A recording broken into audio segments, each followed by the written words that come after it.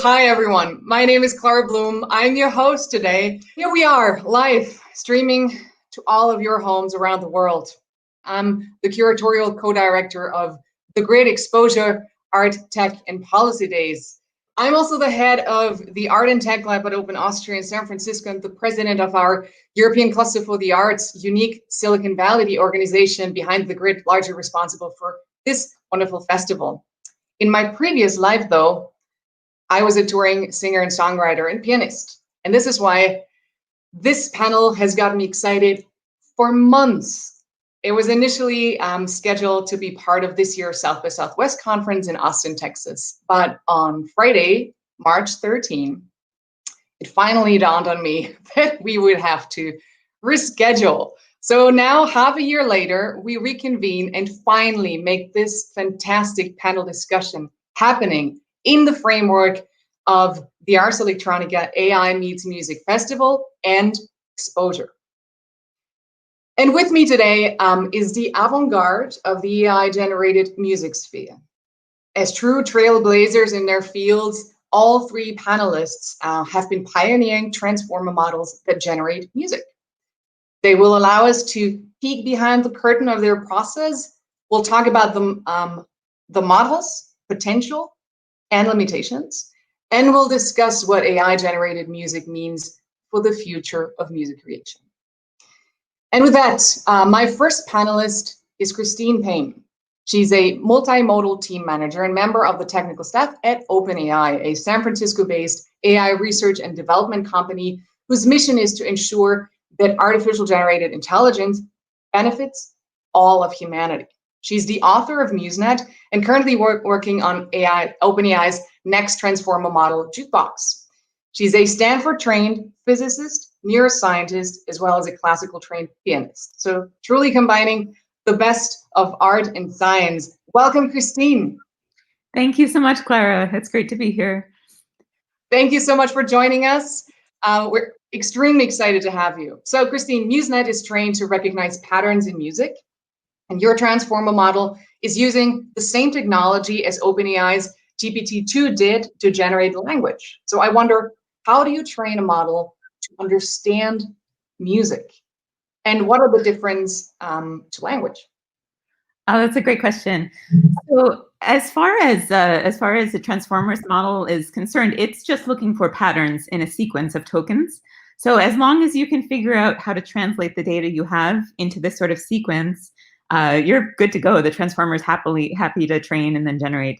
So in fact, I made a short video to explain our two different models. One is Muznet, which will do tokens in the MIDI world, and the other is Jukebox, which does a more complicated way to do tokens in raw audio. Excellent. Go ahead and play the video.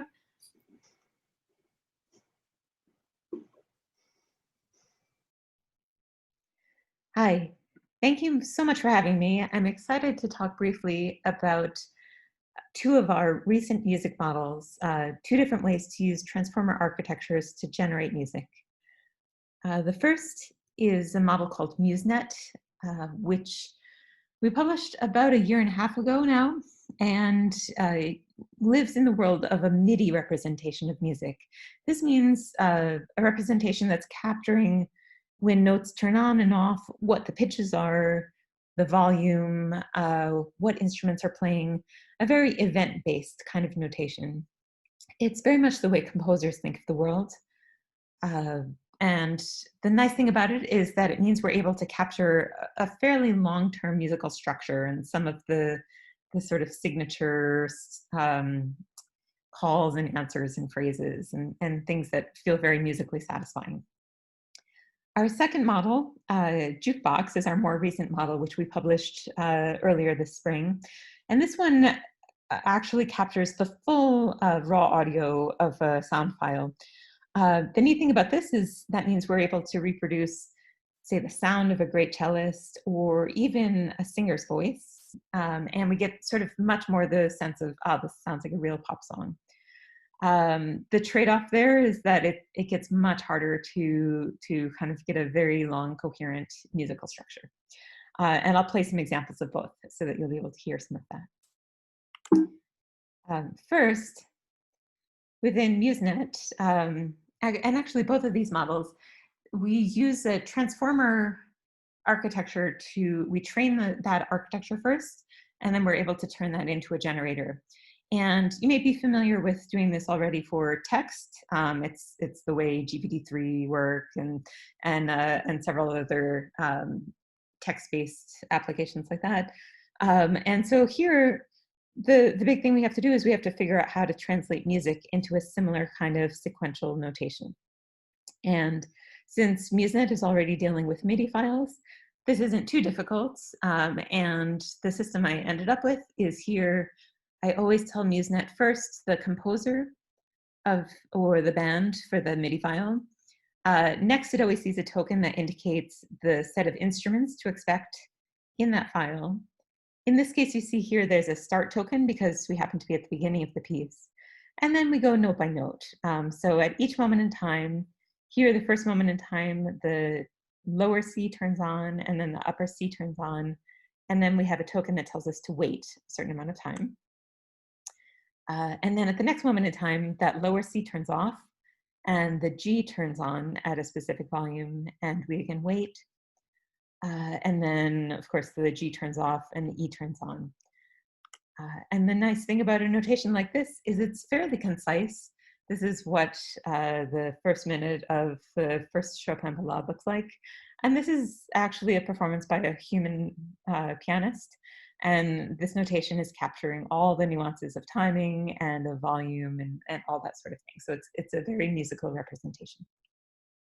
And then all we have to do is we feed lots and lots of sequences like this into a standard transformer architecture. And we're able to have a trained model that can generate in many, many different styles. So here are just a few examples. This is asking Muznet to generate in the style of Beethoven and for violin and piano.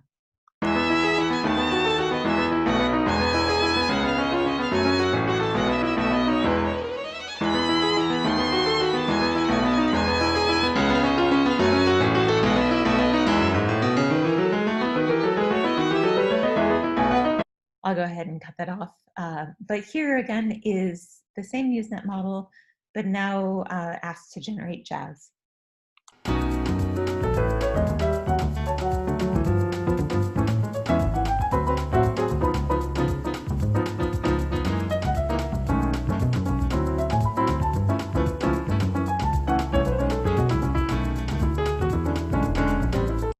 All right, and I'll cut that off again. So jumping over instead to Jukebox, which is our more recent model. First of all, why is this such a more difficult problem? Well, as we saw, MIDI notation and the sort of notation that Muznet was using is a very concise way of looking at music. You're throwing away a lot of information about the details of how the instrument sounds. Certainly, we're totally losing, say, human voices, anything like that. Whereas if you want to deal in raw audio, we really want to save all of that information. Unfortunately, that means sampling extremely frequently. Most audio recordings are either at 22 kilohertz or 44 kilohertz. And even within that, you might have a left channel, right channel. So that's talking about, you know, at minimum 44,000 samples per second that we need to be able to generate. And if you get any of these wrong, you start to get high-pitched noises. And of course, if you get it wrong on a longer time scale, you just end up with raw audio that isn't that coherent. So it's really important both to capture the detail and the sort of long-term structure. So in order to do this, we came up with a relatively complicated set of autoencoders to compress the raw audio. So here, I'm not going to get into the details, but we basically end up with 3 different levels of autoencoders. At the lowest level, we've barely compressed this signal, and it's very easy to get back to the original raw audio. But at the top level, this is a very, very compressed signal, and this is at the point where we have around 300, 400 tokens per second. Unfortunately, unlike Muznet, where the tokens actually were sort of human interpretable, these ones are entirely learned by this other neural net. So, so they no longer have sort of the semantic meaning that we might have wanted. but they still do capture a lot of information. And what we end up doing is we then send this series of tokens. We translate many, many pieces into these tokens, and then again, just train a transformer architecture in much the same way that we would train a GPT-3 or even Muznet, anything like that. And the other nice thing we did was we were able to pair the lyrics that we would expect for any given piece of music with that sequence of tokens. And we found that the transformer model is actually able to figure out paying attention to the right place in the lyrics. And in this way, we've made it so that now when we turn the model around and generate, we can then feed in any set of lyrics that we want, and the model will generate as if our singer is singing these sort of novel lyrics that we've given it. So as an example, this is when we've asked Jukebox to generate Hot Tub Christmas as if it were sung by Frank Sinatra. And to be clear, these are lyrics that Frank never saw. These were lyrics generated by our GPT-2 model. It's Christmas time, and you know what that means. Oh, it's hot tub time. I'm going to jump across to play that one.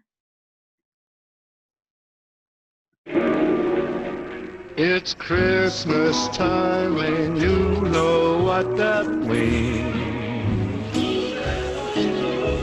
Oh, it's hot tub time.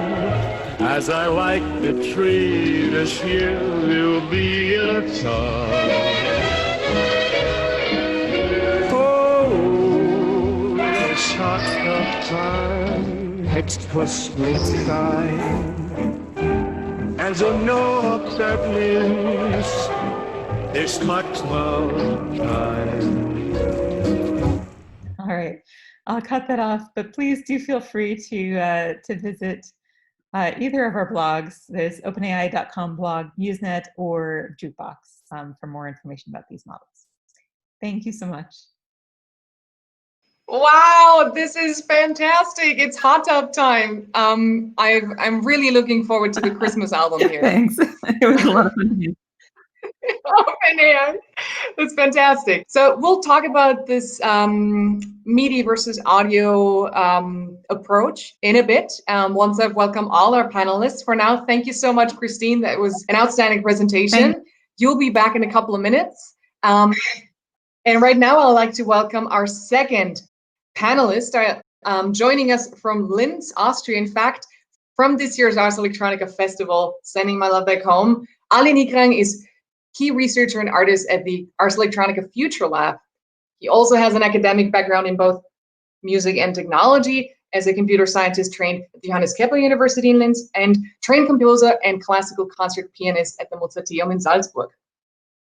He was involved in numerous projects that combine AI and classical music and has recently authored his own transformer model, Ricerca. Welcome, Ali. Thank you very much for introducing. It's an honor to be here, and thank you very much for having me here. Well, it's our pleasure. I'll jump right in if that's okay with you. Ali, during last year's Ars Electronica Festival, you premiered Mahler's Unfinished Symphony 10 using Muznet to pick up the compositional thread where Gustav Mahler left off, so to speak. You specifically said you didn't finish the symphony, you just continued it. So now you've trained your own neural network, Ricerca, and I wonder if you were so kind as to walk us through the process of how you compose with an AI. Sure. The idea of Mahler Unfinished project was actually to find out what a powerful AI model like Muznet can do with the theme of the symphony. Because the theme of the symphony is actually very unusual. It begins in only one voice without accompaniment, and not even the tonality of the theme is clear at the beginning. So in other words, it can be seen as a challenge for every AI system to continue that theme. And we use Muznet and compose a piece of music based on the theme.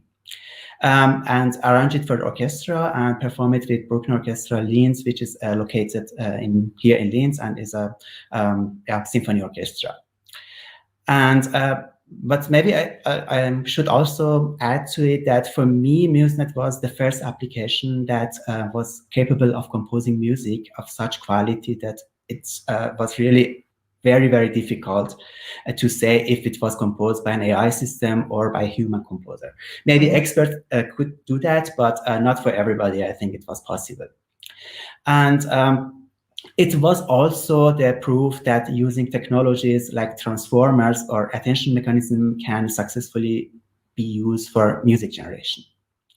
Nonetheless, in order to further investigate AI-based music composition, I have been developing my own AI-based music composition system, which is called Recherka, as you mentioned before. Recherka has a quite different architecture than Muznet, which is actually very interesting from a technological point of view, as we see that the architecture itself doesn't matter so much. So if we have a model that is simply able to learn the long-term dependencies in the data, we have a good start for composing music. I developed several new ideas in Recherka, including ideas about how to represent musical data in a new way that needs less computational resources. Maybe I should also mention that I am using symbolic musical data. It means MIDI. It's not like a jukebox.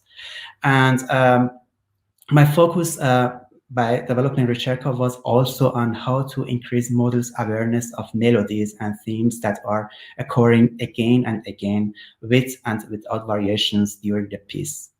Recherka is able to focus on 2 or 3 themes during the whole piece, which is more similar to how human composers actually compose music. We don't have more than 2 or 3 themes in a piece of music. The rest are variations and occurrences of the same structure. And it was difficult before that to keep the focus of an AI system limited to 2 or 3 themes. It actually has something to do with the way they are learned how to compose music. All what they learn during the training is actually the ability to generate or to predict the next notes given all the previous notes in the piece of music, or the next token. And of course, they tend, by using this kind of idea, they tend to generate always new structures, because they have a kind of flat structure they learn kind of flat structure, and they are not able to really to repeat whole segments that occurred before that. And we need special ways in order to focus their attention on particular structures in a piece of music that we are going to generate. I would like to show you 2 examples of 2 pieces of music that are composed by AI systems. The first one is actually, as a matter of fact, our Mahler Unfinished project from last year. I will play maybe 30 seconds of it. And it is played by a Bruckner Orchestra in Linz, and the arrangement is done by me.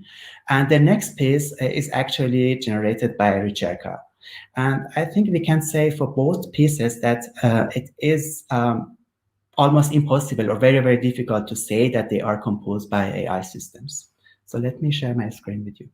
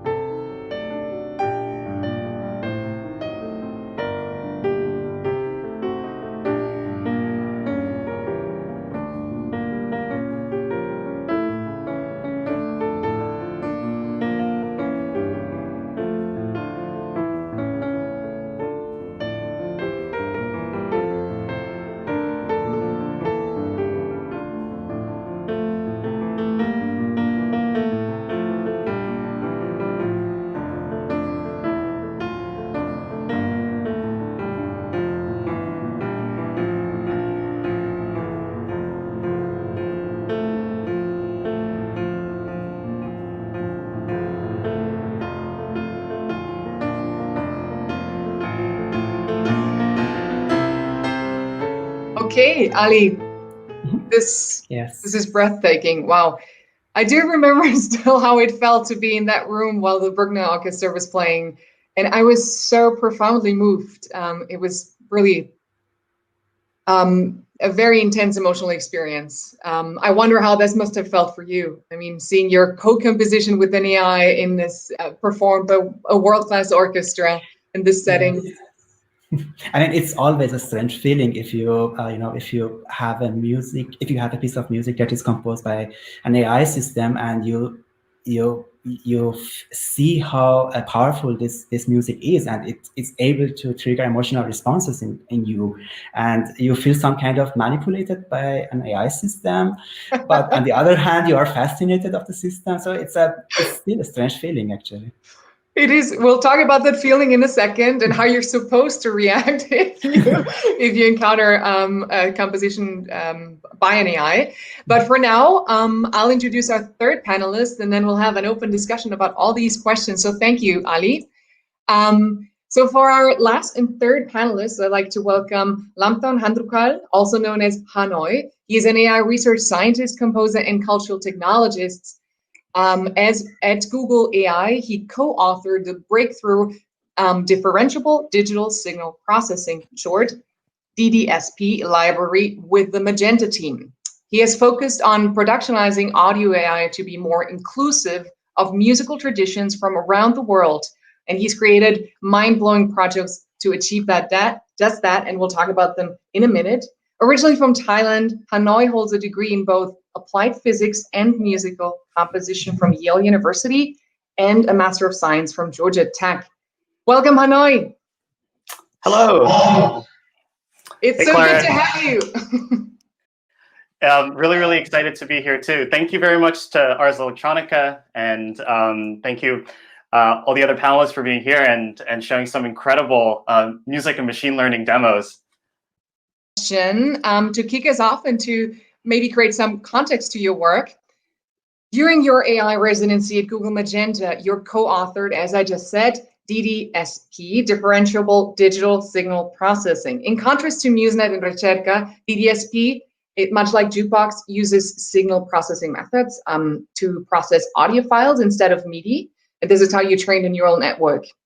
In your work also, you've strongly advocated for a more inclusive approach in audio AI that would widen this myopic view that we have on always focusing on Western traditions, especially Western musical traditions, in favor of music from around the world. And I wonder, does your audio processing method give you a wider access to different musical instruments, sounds, and traditions from around the world in comparison to the scarce MIDI files that are available on the internet? Yes, that's a really good question. So DDSP is a very exciting new machine learning technology that combines both traditional signal processing, which is like a subfield of electrical engineering, which has been around with us, since the 1950s. The reason that MP3 works, and the reason that your cell phone can communicate with the cell phone tower, and the reason that we have synthesizers, my keyboard in the back here works, is because of signal processing. But So from a technical perspective, DDSP is exciting from the ability to combine the old and new together, modern machine learning with traditional signal processing. But from a personal point of view and from a cultural perspective,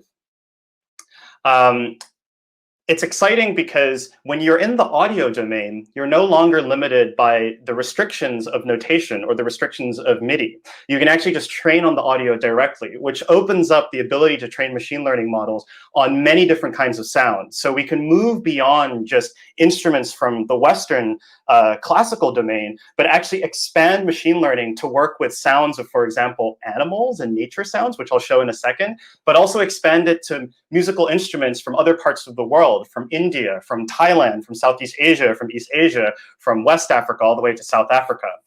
So I'm going to show you a little bit of some sound demos to show exactly how that works and exactly how DDSP does this. And I'm just going to share my screen to do that. Boom. Okay. All right. And I'm going to hit present.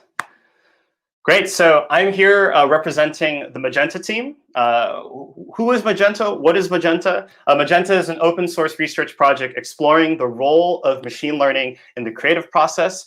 A lot of our work is focused on music. We work both in the MIDI symbolic domain, as you've seen from the other projects from our panelists, as well as in the audio domain. So for this particular section, I'm going to just focus a little bit on DDSP and show you some examples from this work, which is was just open source early this year. So DDSP is an open source library that fuses interpretable signal processing with modern neural networks. So what exactly does this mean?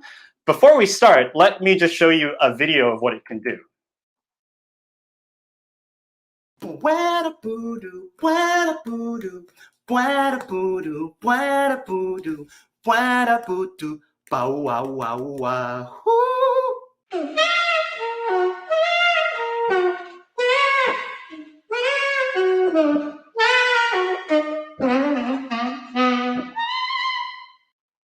So pretty cool, right? What happened there was I sang and obviously pretended to play saxophone. And then what happened was we took that voice input and gave it to a DDSP model that was trained on a saxophone sound. And it was just one of my colleagues playing tenor saxophone. It had nothing to do with what I was singing. And the model was able to take what it had learned about the saxophone, but re-render my voice as a saxophone. And you can hear that it follows all the little intricacies of my singing, all the little modulations that I do. Let's just have a listen to it again.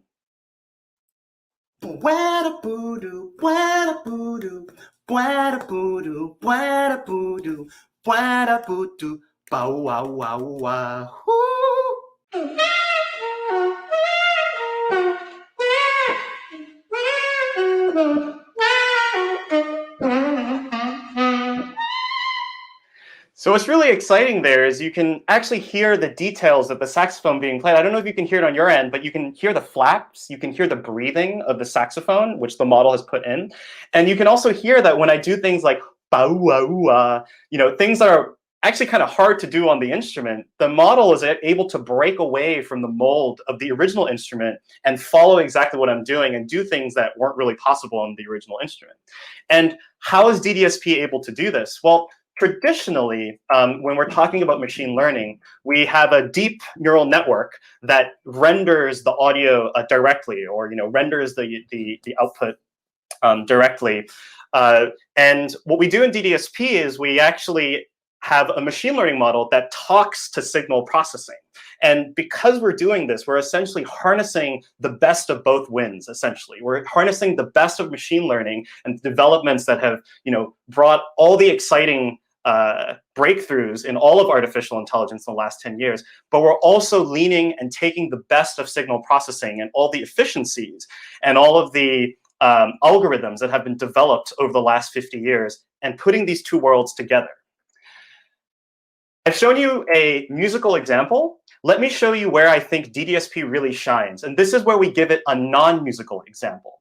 So what we're going to do is we're going to train two models. We're first going to train a DDSP model on a flute sample. And this is essentially just Bach flute sonata.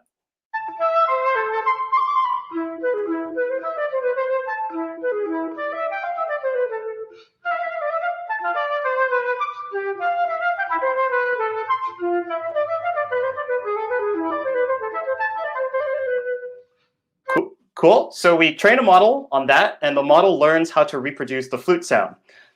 And then what we do is we say, now take the sound of this zebra finch.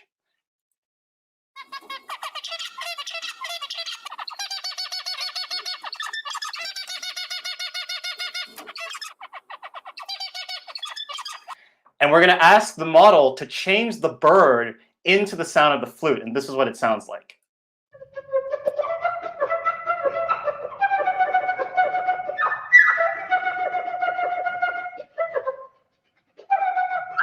This is pretty cool too. What you can hear is all of the intricate, bird calls, the choop, choop, choop, all the chirps are being exactly preserved as they are, but completely being re-rendered into the tone of the flute. So you get this very expressive flute playing that sounds like a flautist, but is also not really like what a flautist would do, because you've never heard a bird actually play a flute directly. And if you asked a flutist directly to play what the bird just did, it's impossible for a flutist to follow every single bird chirp.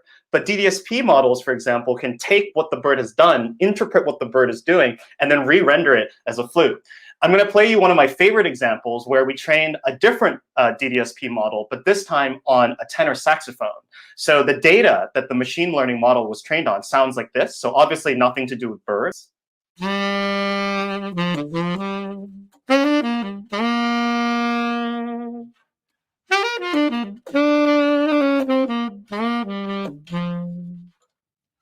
Again, we train a model on that sound, and then instead of asking it to make more saxophone sounds, we give it the bird call, and I'm just going to play it one more time.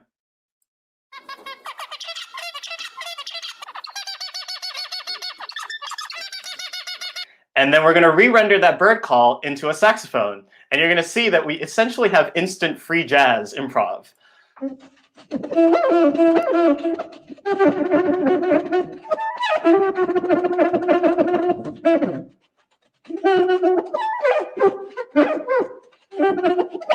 So what I love about that re-render is you can hear that the model is using the sound of the flapping of the saxophone keys to fill in parts of the bird chirping, because that's how the model is interpreting it. And this is where I think the technology really shines, because you go into this very uncanny valley where it sounds like a saxophone, but it's not really quite a saxophone because you've never heard it being played like that before.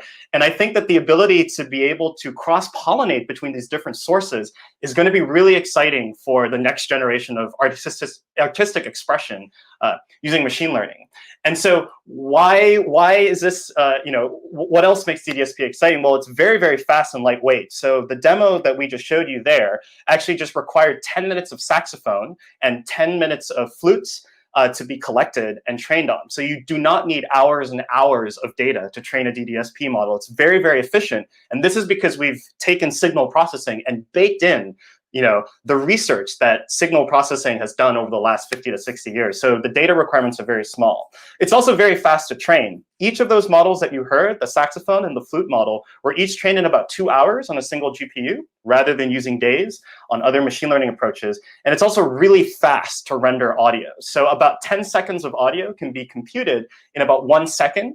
And if you're interested in trying this yourself, you can do everything that I just showed you using our public collab, which I'll share the link again at the end of the presentation. But you can literally go ahead right now after this presentation and upload, you singing or any other piece of audio and hear it transformed to some of our instruments. And because DDSP is so fast and lightweight, we were able to actually create a specialized version of DDSP and deployed it very recently to over millions of devices in India. So August 15th is Indian Independence Day. And we designed a cultural experience powered by DDSP that enabled our friends in India to be able to sing the national anthem on Indian Independence Day. And we trained 3 different models of DDSP on 3 classical Indian musical instruments: the bansuri, which is an Indian flute; the shehnai, which is kind of like an Indian clarinet, oboe kind of sound, very, very high sound, and then the sarangi, which is the Indian violin. And we were able to compress the model to run completely in browser and on device over 1 million different phones. And we're not talking Pixels or iPhones. We're talking sort of very, very underpowered phones that are more popular in India. And we had this working at scale. And this was, an amazing technical achievement, but it also really brings tears of joy to me, because, Indian classical music has a lot of things that don't conform to Western notation. Pitch bending and the microtonalities and all the very beautiful vibrato of Indian music is something that can't be captured if you're using something like MIDI, which is like locked to the 12 keys of the keyboard, essentially. But in this project, like we're able to train models on these instruments and allow people to experience this technology at scale, and also celebrating Indian classical music at the same time. Cool. So just to wrap things off, if in the audience, if you're really excited with what you just saw, we make tools for coders and for musicians. So if you're a musician and you want to play around with these technologies, we have plugins, for example, that go directly into Ableton Live, as well as a bunch of web demos that you can play with yourself. And if you're a coder and you want to learn more about machine learning, we have Colab notebooks, Magenta.js, and most importantly, go to g.co/magenta. Right. Wow. I'm mind blown. No, this is incredible. The first thing that came to mind is, of course, remembering the process of music production, what it means to be in the studio, and how DDSP is just profoundly going to change the ways of music production. And also, it's this fascinating, be careful what you wish for, because in a way, it so enhances what you can do. And at the same time, it kind of shows your limitations, right? Because that's saxophone, you simply can't, as a human, you can't play it like that, right? You can't emulate a bird like that. But it also enhances your possibilities, because if you include that in a track or in a composition, it's just a whole new level of possibilities and musical impressions, and just including all of nature, all the sounds we could transform into music in a song, in a music composition. So that's truly, we need to talk about this, what that means for the musician. Yes. I'm fascinated. So this is the point where we'll open the discussion to all three project and panelists. And so I'll welcome back Christine, Ali, and Tanay is already here. You've made incredible presentations. All of your projects are not only pioneering, but they truly lead the way into the future. And I'd like to frame this discussion with the almost 20 to 25 minutes that we have left to talk about, first of all, perhaps some philosophical framework, and we'll take it from there, one step at a time. So Christine, you've shown us Hot Tub Christmas, the new Christmas album of OpenAI. I love it. And Ali, your Ricerca composed pieces, and of course, the incredibly touching Mahler Unfinished, and all the DDSP models that Hanoi just shared. And you were mentioning this uncanny valley. So let's talk about one question that has come up during this festival many, many times, where we talk about AI and creativity, and that's terminology. How do we define creativity? And in this day and age that we live now, does it suffice to speak of creativity as we have done so far, as a combination of new things and old things, and kind of having the spark of innovation mixed into it? Or do we need to redefine this category? What does it mean? Are any of the models that you've just shown truly creative in the meaning that we've used so far? And anyone is welcome to just chime in and answer. I could start. Go ahead. So a very common definition of creativity is that creativity is a new combination of elements that is of value. I think that, so it means we have two points. So the newness and the value. The newness and the novelty of the creation, I think it's very easy to estimate, because we just have to check if something that the model generated is in dataset or not. But the value is actually very difficult to estimate, because we are talking about artistic value here, and it is, we all know that even some of the greatest artists in the human history have been highly underestimated in their lifetime. Sure. But nonetheless, we could actually use, at least in music, we could use some, music theoretical points of view to estimate the quality of the output. For example, harmonic complexity, melodic complexity, and all these things. And of course, so in every type of data, we have something theoretical we can use to estimate the quality of the output. And of course, nonetheless, because we are talking about art and creativity, we can use our own subjective, subjective perception of the data and how we feel with the data and how we like the data as another dimension of estimation. And considering all these things, I think the results of all the models that have been shown today are creative. So I can't imagine something else than that. All right, so I'm going to be very blunt and just say that you answered that question, is your AI creative, with a yes. Hanoi, what's your take on this? So I'm gonna, I think I really like Ali's answer, especially thinking about, if we have frameworks to look at a piece of art or a piece of music, and if it satisfies those frameworks, like, in that particular approach, like we can call something creative. I like that a lot. I actually, the way I'm going to answer, it's actually very different from that. Okay. So I'm gonna take a different route. I'm going to answer this question as a practicing musician and also as a practicing AI researcher. So when I think about these two worlds, I think creativity and the way that I like to think about it, and thinking about my own creative process when writing music, is that art is where the artist knows which of the rules to follow 90% of the time, and then in the last 10% knows which of the rules to break. And I really I really think that's what makes like art. When you hear a new song, it's not like the whole thing is completely new. There are 80 to 90% of those elements that you understand, whether it's the melody or the chord or the style. But then there's this extra 10% where you're just like, I don't know what the artist is doing there, but it sounds great and I love this. And they've completely broken away from the rules. And I think the same can be said with visual arts or with dance, where it's building on top of art that has come in the past, but it does something different. And it's that last 10% that really breaks away.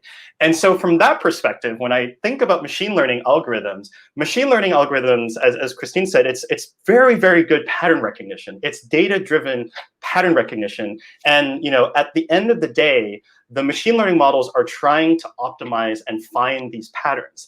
And there's nothing really in there to encode this idea of breaking rules. It's really being rewarded to find as many rules as possible, but there's nothing there to say like, hey, it's good to break some of these rules.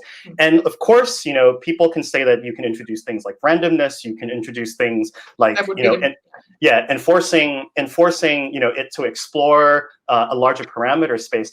I will argue that that last 10% in human creativity is not just randomness. Like when it's not just I randomly added this extra thing to make it rock and roll, and then rock and roll was born, or like I added this screech and this becomes dubstep. I think it's a lot more than that.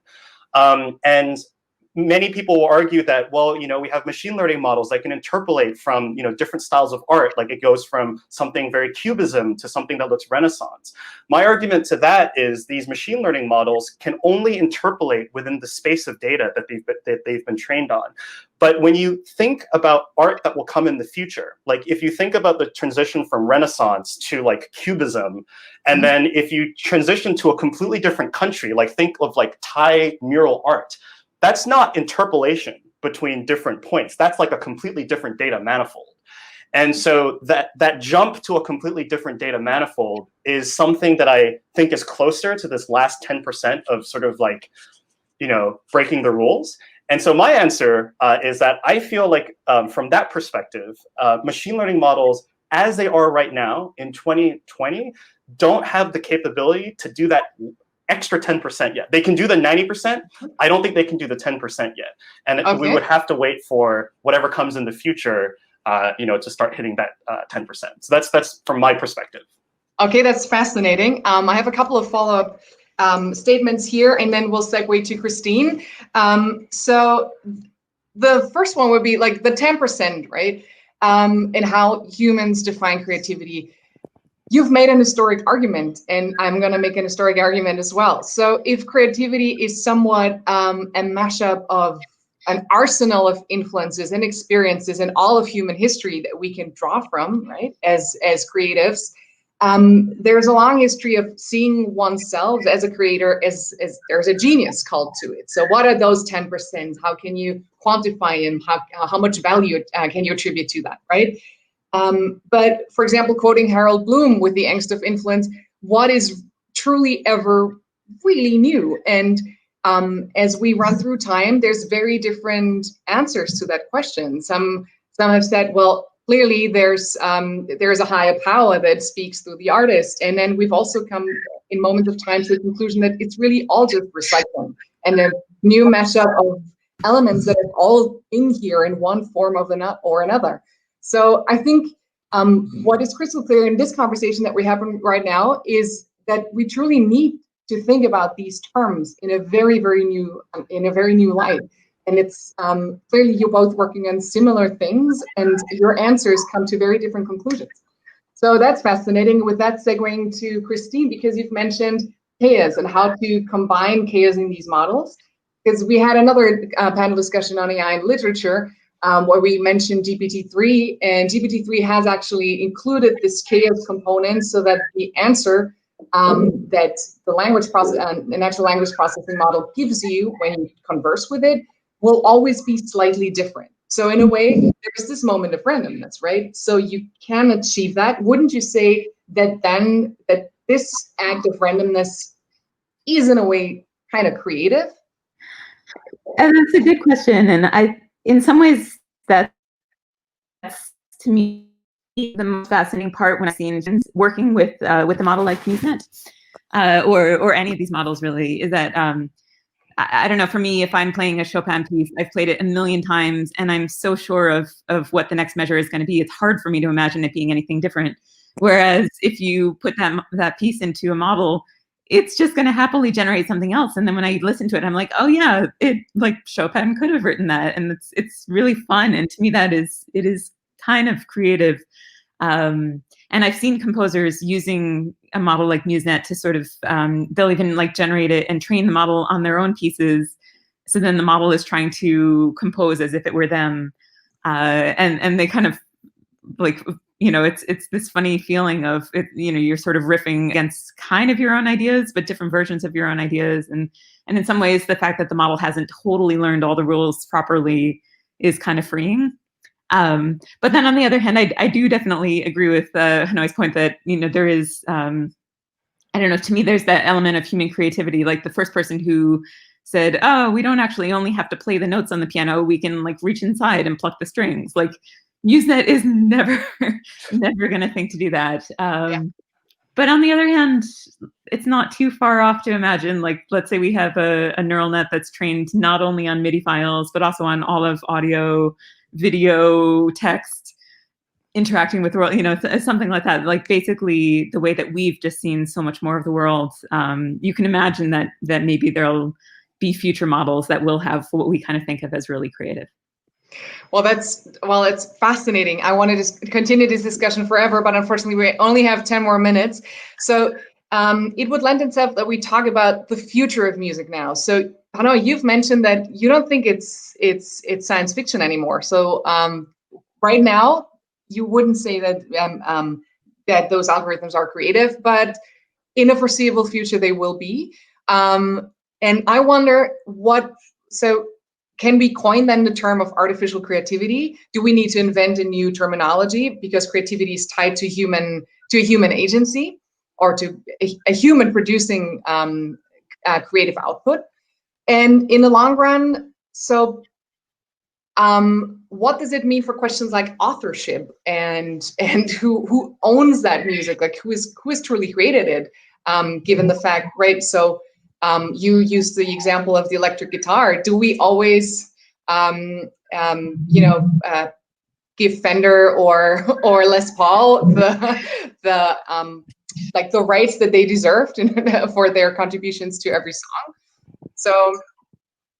Yeah, so I'll try to condense. I know we have 10 minutes, so I'm gonna just, there's like three main things. It's sort of how is AI going to influence music like right now? And then if the further we look ahead into the future, the more we have to think about authorship and the more we have to think if we peer like into the real future, then we have to think about like the definition of creativity. So just answering on the first dimension, and this is something that, you know, a lot of folks in the Magenta team also share, like, you know, music and technology have always been intertwined with each other. And, you know, we can make the argument that genres of music came into existence because of inventions in technology. So the electric guitar, which is something that Doug likes to use, you know, without it, there would be no rock and roll. And without no synthesizers that I have here, like there wouldn't be like, you know, 1980s like pop music from Michael Jackson. And without, you know, the modern laptop, there would be no, you know, modern electronic music. So we really see AI and machine learning and tools like DDSP to be, you know, the electric guitar. And what we're really excited to see in the next, you know, near future, so the next 5 to 10 years,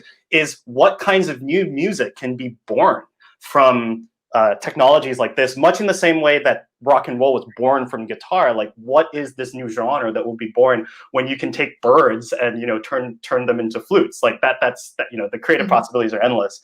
The second dimension is about authorship, and this is something that also resonates very deeply with me, especially in the context of something like DDSP, because DDSP essentially allows a new form of sampling. You know, sampling has been a huge issue in the music industry, where you have songs and cultures that have been used and appropriated, or in many cases misappropriated, in the completely wrong context, or the artists or the original cultures were not properly cited. And that's just, you know, taking a snippet of audio. But machine learning, when you're using DDSP, it's no longer just sampling. You know, the model is doing something else completely. And so I think a more immediate answer in terms of using this technology is, how do we embed this notion of authorship and who the data belongs to, who are the owners of the culture and the technology that made this possible, so that when other people use the model, that this stream is all connected and we don't propagate, you know, this misappropriation. So that's my personal view on the authorship. And the last one is, if we look like 1,000 years from now, I think that creativity is very tied to a human definition of creativity. And so once we get to the point where machine learning algorithms can do very creative things, we have to probably revisit what it means to be creative. Because if a machine generates something not to make a human feel great, but to make another machine feel great, like, you know, is that still art or music? Because yeah, so, but that's like looking like way ahead. So those are my 3 dimensions of answers. But we need to have these discussions now in order to properly prepare and not to fight our blind spots. We've had that in the past, and we need to avoid doing that when it comes to artificial creativity. Christine, Ali, I'm really curious about your points to that. I mean, one of the things I feel most excited about is how this is inviting so many more people to be involved in composing music. So I think I can imagine a future where everybody can kind of very easily compose their own pop song or their own wedding song or something like that. And it doesn't mean that you have to have gone to a conservatory or you have to have access to an expensive recording studio or anything like that. Like I'm very excited about the fact that it's going to just open up creativity to so many people. Yeah, the democratization of art, right? That's the really positive. Yeah, so I'm definitely excited about that. I totally agree. You know, how we make sure everyone gets credit for all of this it just feels like a very, very difficult problem at this point, both in terms of what the model is trained on, and then we think, well, that's how every human composer learns, though, right? Like we all learn by studying pieces in the past and then kind of reinventing that. But somehow it feels different when it's a neural net that's doing it rather than a human brain that's doing it. And so, yeah, I don't know. I think these are increasingly difficult troubles, and especially I know obviously with Jukebox, there's a whole issue of you know, imitating people's voices, and that's, you know, should we be allowed to do that? Should we only be able to kind of interpolate between different people? Questions like that I think are going to be very interesting, but not obvious at all. Yes, so let's continue the discussion. Ali, what's your take? I think I mean, as a matter of fact, the neural networks today, they are able to be trained with large amount of data, and very often they just develop their own perspective on the data. And very often it is the case that they have perspectives, they see relationships and dependencies in the data that human artists and observers might not have been aware of. And I think in that point, they could actually serve as a new source of inspiration for artists. The second point Christine already mentioned, of course, it brings the possibility for everybody, to compose music without having studied music, because now everything is more intuitive. But something else that is for me personally interesting is AI could give us a completely new perspective on music, actually, because for now, everything, we see music as a set of pieces. There is a set of pieces that are composed by Beethoven, Mozart, and other composers, and of course from pop and other areas of music. But AI actually could give us a new perspective where the music is actually a space, because once an AI system is trained, the result of the training is a frozen vector space, frozen space of weights that have been learned through training. And what Muznet or Ricerca do is nothing else than just discovering the space. So composition is actually nothing else than discovering the space.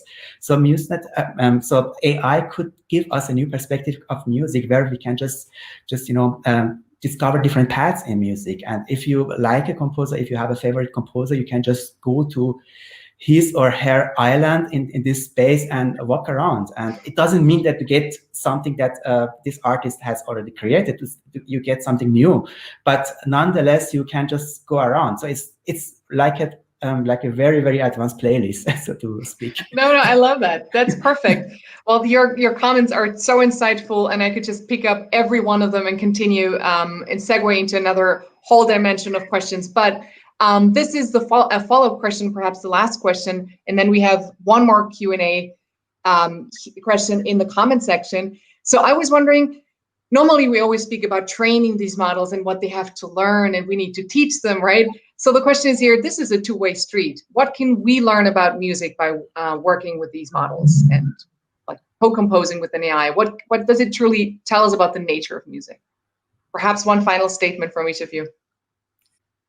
So sure, I think the best example that I can think of this is AlphaGo. So when the historic match between I think Lee Sedol and AlphaGo happened, right? It was this moment where we were like, oh my God, AlphaGo can defeat the world champion. But what's interesting is if you look at interest in Go since then, it's like skyrocketed. I have friends that are now more interested in Go than ever before. And I think, and if you look at how the Go grandmaster said, they said that like AlphaGo plays with this unhuman-like ability, and it actually fueled humanity's like desire to get even better at the game and to play more Go. And I really think that that's a very beautiful thing. And I hope that, that's what happens in music too. And these machine learning models, like Ali said, like having us look at music in a very different light and pushing us to be even more creative and pushing us to the boundaries and, to innovate more kinds of music that would have never been made without these algorithms, much like we have now been pushed to innovate in the game of Go in a way like we've never had in the last, several thousands of years. So that's kind of the analogy that I hope to see as we go forwards with machine learning and music. I love it. Christine? Sure. I love that example, but that's great. I'm thinking back about my own experience kind of working with Muznet over the last couple of years. And I'm a classically trained pianist, but I've always been convinced that I'm a terrible composer and I wish I knew how to compose, but I just don't. And being around Muznet made me realize part of that is just that I'm super judgmental about everything. Like Muznet or any of these models don't hesitate to just spit out, you can do a batch of say 8 or 16 or 64 ideas, however many ideas you want. And of course, some of them are terrible, but some of them are actually pretty interesting and pretty good. And I think just being around that experience of sometimes all you have to do is just put out a lot of ideas, and then that shifts the composition side of it to judging which are the good ideas and then running with that. And I think I learned a lot from being around it. And I think it's going to be fascinating to have that shift where we're no longer necessarily composing at the level of note by note or small idea by small idea and composing more at gestures and sort of bigger picture ideas. I think that could be really exciting. Absolutely. Thank you. Ali? Yes, final very comment. quickly. I think the whole idea, the basic idea behind training a model is the assumption if you have a model that is able to generate similar data, like it is trained with in the is trained from the training set. So the model must have learned some kind of essential understanding of the data. So it means that in case of Muznet, Hendrikal, so these models must have learned some kind of essential understanding of music, or in the case of GPT-2 or 3 of language. And if we investigate these models, we can actually learn something about the music or about language. So I think it's a very simple idea. And for me, it's actually much more important than composition. Composition is just a task we can use to teach the models how to understand music. Yes, 1,000 times yes. Thank you so much. Thank you, Hanoi. Thank you, Christine. Thank you, Ali. This was a most enlightening conversation, and it's imperative that we continue to talk about all of these things, not about just the models itself, but about terminology. How do we define creativity? What does it mean for the future? And what does it mean for the creative process and the musician itself? Are we allowed to feel an emotional response when we listen to AI-generated music? And all these questions. Also, of course, comparing different models in the EU and the US. So I'm very, very appreciative of your time and your fantastic presentations. Thank you so much for joining us at today's AI Meets Music Festival 2020. Take care and goodbye. Goodbye.